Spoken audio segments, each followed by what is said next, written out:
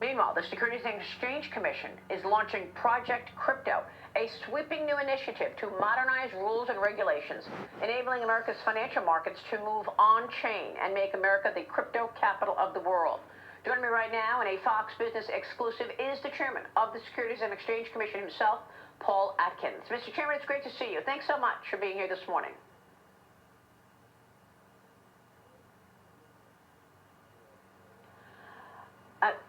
Do we have Chairman Atkins? Mr. Chairman, I want to get your take on Project Crypto. You have said that the SEC will not stand by and watch innovations develop overseas, that it's going to happen here. Can you walk us through Project Crypto? Oh, sure, Maria, and again, thanks for having me on today. A couple of weeks ago, the administration issued the President's Working Group's report on digital assets in the United States, and there were clear directions to the SEC. We're part of the PWG, that President's Working Group, and clear recommendations for us to go forward and help make what the President has announced, his intention to make America the crypto capital of the world and have the world run on American technology. So we're mobilizing at the SEC all our different divisions and offices to focus on making that announcement become reality.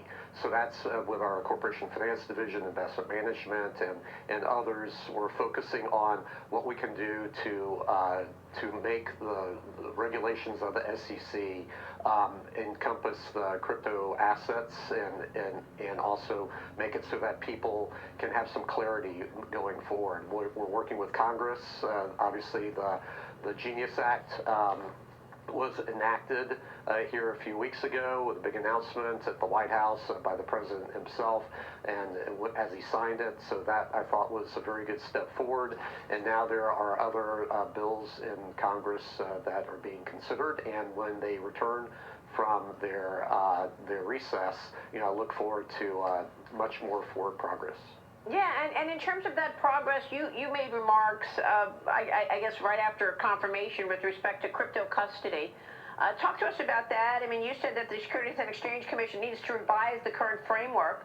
You wrote, you said that the changes needed to the custody rules under the Exchange Act, Advisors Act, or Investment Company Act to accommodate crypto assets and blockchain technology. Tell us what that looks like once, in fact, you take away what has been strangling corporations to have this progress. Well, so the issues around custody are very important, and for good reason. We don't want just the crypto assets be on some flash drive in somebody's drawer. They need to be in a secure place, and especially obviously if they're held for investors.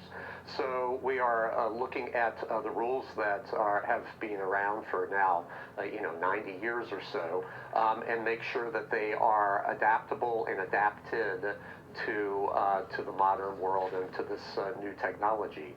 So that will have effects on broker-dealers and asset managers and investment advisors and so forth. So that is one of the top priorities.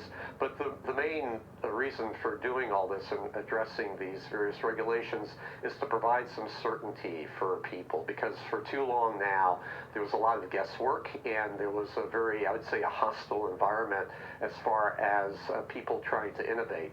Lawyers couldn't give their clients opinions as to what was legal or not, and the SEC and other agencies sent very shifting views as to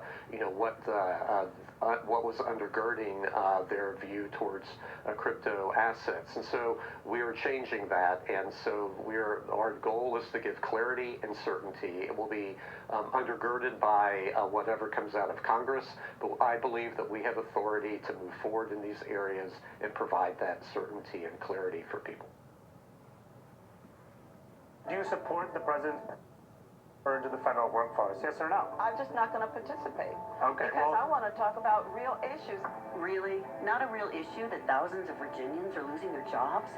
I'm Abigail Spanberger, candidate for governor, and I sponsored this ad. This doctor got quoted 100,000 pounds for These an ad. ads He built are it crazy. himself for 175 pounds in only 4 days.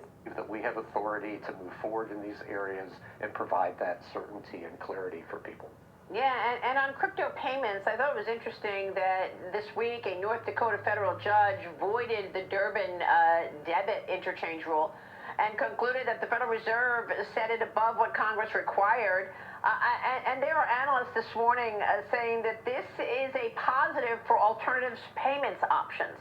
And that includes crypto payments, right, Mr. Chairman? So I want to get your take on that.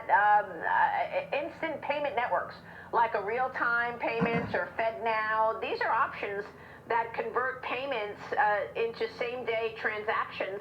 And I know the Genius Act also furthered this. Do you have a vision in terms of how this changes people's lives in the coming years? Well, certainly. This is a way to de-risk the markets because the longer that it takes to have clearance and settlement of transactions, the more risk there is in the system for something to go wrong, some black swan event to send things out of kilter. So if we move towards delivery versus payment, payment versus delivery in real time, obviously with some delays to account for mistakes or whatever fat finger mistakes to be built into the system. Yeah. But with a goal towards having pretty much instantaneous settlement and clearance, that would be ideal. That's what the blockchain offers, so a transparent mode to do that. And so I think that will deliver huge benefits to the marketplace that we probably can't even calculate right now. Well, it's incredible, this moment in time that we're in, Mr. Chairman. And in addition to all of your work on crypto and on digital assets, you've also discussed easing back or changing regulations when it comes to private companies.